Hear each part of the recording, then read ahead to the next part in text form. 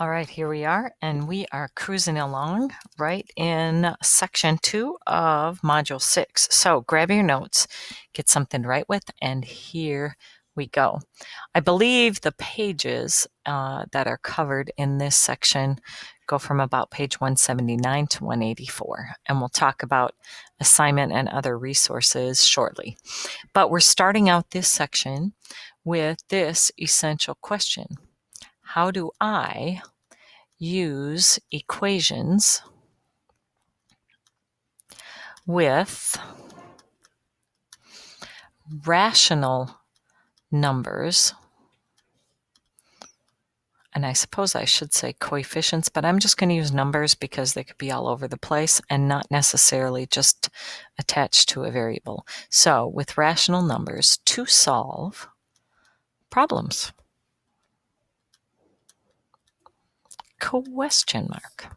All right, and as a reminder, as we work through this, please feel free to pause the video at any point so that you can stay on track or catch up if I'm going a little too quickly. All right, instead of vocabulary per se, we have some phrases here and strategies that you are going to use in solving one-step equations. First one, isolate the variable. What does that mean? Get the variable alone. I often say this is like when you are either the older brother or sister, or if you're babysitting or you have a bunch of little cousins hanging around and you just want to be alone. There you are. All right, that is our goal. Once you get the variable alone, it is set equal to the solution. So there we go. What do I mean by inverse operations? This is what we use to achieve getting that variable isolated and by itself. For your notes purposes, I'm simply going to say this: undo. You're going to undo whatever's happening in order to get the variable alone.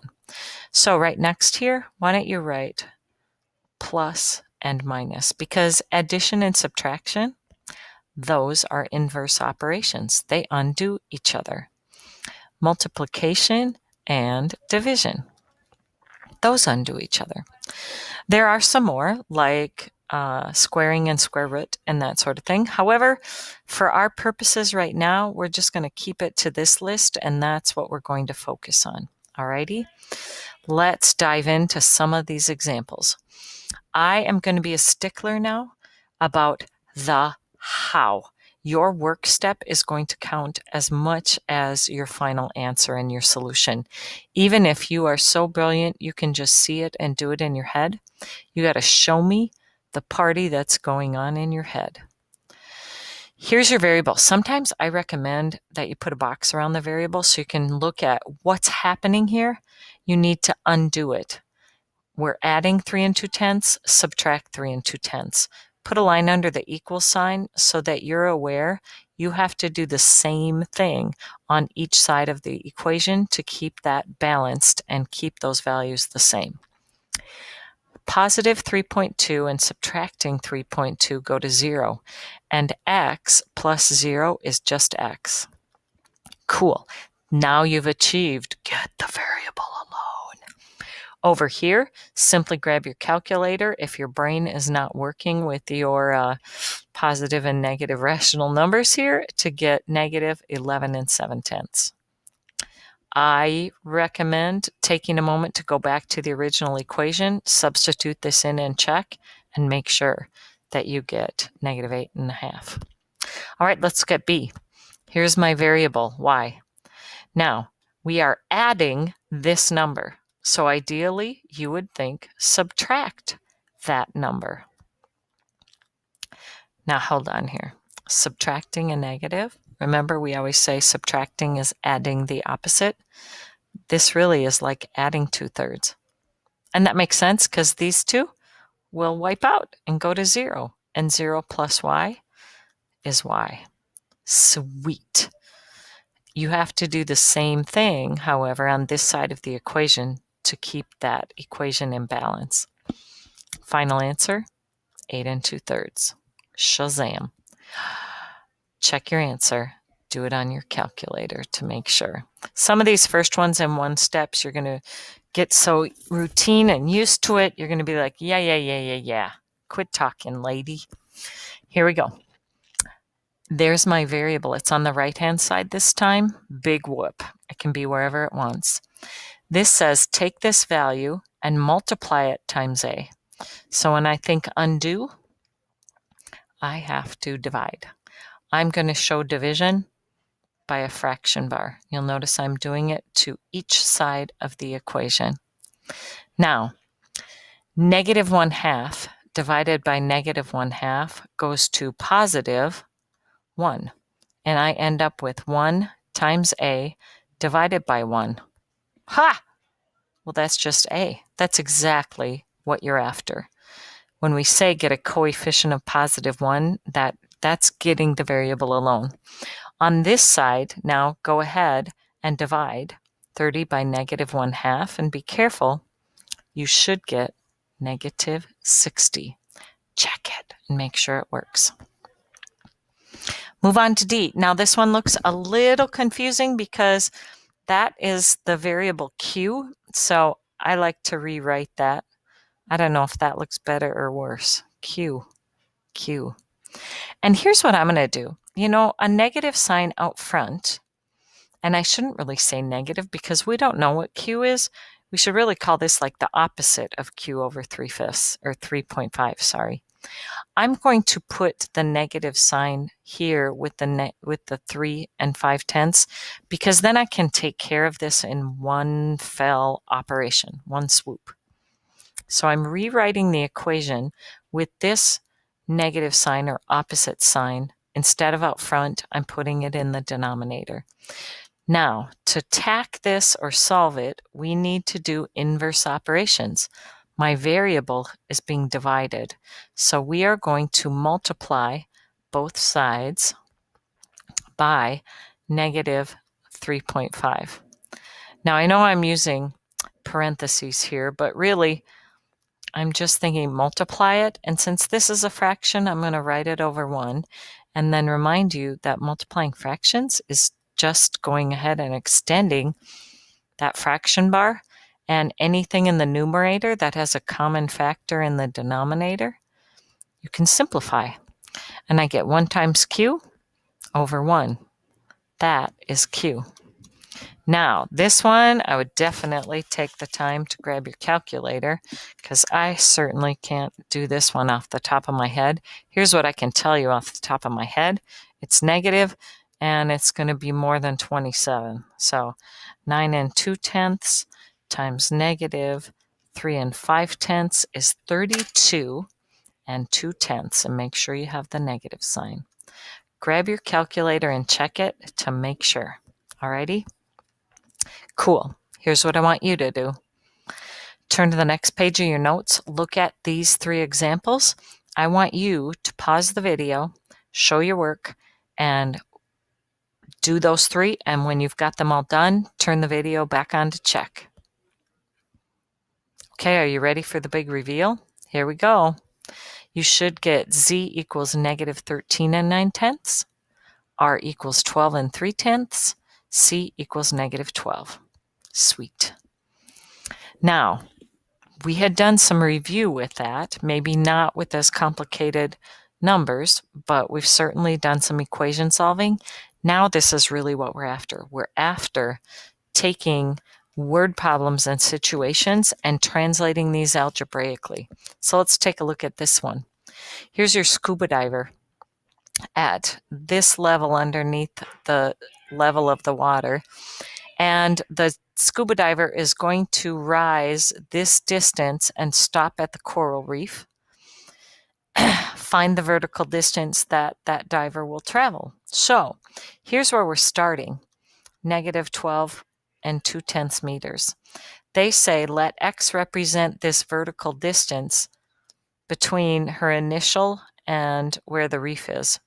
So we're going to add this distance called x, and that will get me to this elevation of -4.55 meters. Well, there you go. Now you've got an equation. I'm adding this number, so therefore I should subtract that number. This is one of those double negatives here. It's really adding 12.2 because these guys will go to 0. Add 12.2 on this side. Yay, hooray, that went away. You are left with 0 plus x, which is going to give you just x. And now you need to take care of calculating this 12.2 and that 4 and 55 hundredths, which leaves us with 7 and 65 hundredths meters. Please label it. Check your answer just to be sure. Next, an airplane. We've got an airplane. Now, if you're a picture person and you want to draw some sort of airplane coming along here, mine's probably going to look like a dog or something weird. And a big tail here. We probably got the big engines. Here's the little windows for all the people to watch. Cool beans. All right. The airplane was at a level, flying up here, and decides to descend 1.5 miles. Now, when it gets to that level, now it is at 5 and 25 hundredths, or 5 1/4 miles. Where did we start? Find the elevation of the plane before its descent. So give this a variable name. I'm going to call it P because I get tired of X all the time. We start at this elevation P. We descend 1.5 miles. We end up at 5.25 miles. Cool. All right. Go ahead and solve.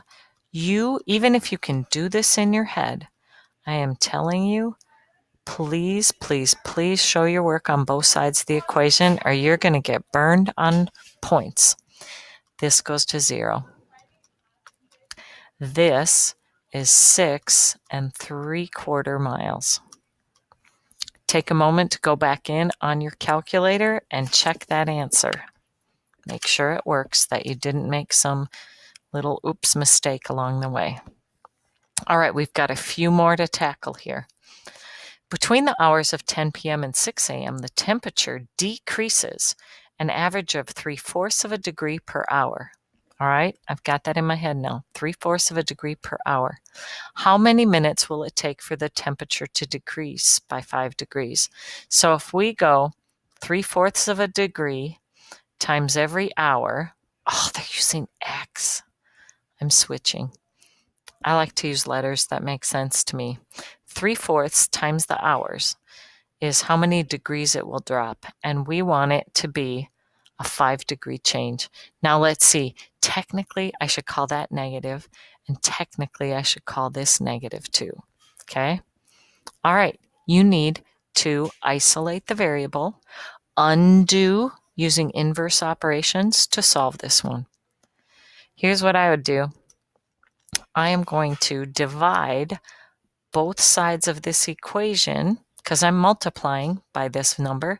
So I'm going to divide both sides by that number. Divide this side by this number. Okay? Now, just because it doesn't work out perfectly, don't let that send you into a tizzy. We should end up with here approximately, let's see. Well, first of all, this divides to be exactly +1. This one ends up being a fraction, and don't let that freak you out, okay? You should end up with something like, let's see, +20/3 is what my calculator says, which is the same as 6 2/3. And that's in hours. Now hold your horses because that's not what the question asked. It said how many minutes is that? So now we got to do one more thing. All right, so 6 2/3 hours, multiply that by, well, how many minutes are in an hour? It sounds to me like 60. Huh, that is a whole lot of time there, okay? So take your 6 2/3 and multiply by 60, and you should get exactly 400 minutes. Does that make sense? Well, 6 hours alone would be 6 times 60, that's 360, and then not quite 60 more. Yeah, that makes sense. That makes sense. Cool. All right, one last one here. Let me get this out of the way so we can read this last example, for goodness sakes. Number 6. The value of a share of stock decreases in value of a rate of $1.20 per hour. So net down, or negative 1.20 times H. Oh, wait. During the first 3.5 hours of trading. Hold on, Speedy Sally here.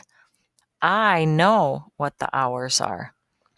So when I take this money amount times 3.5 hours, that should equal for me the total amount of money. I'm going to say M is the money. That's the decrease in the value of the stock. So this one, I can just straight away multiply these two.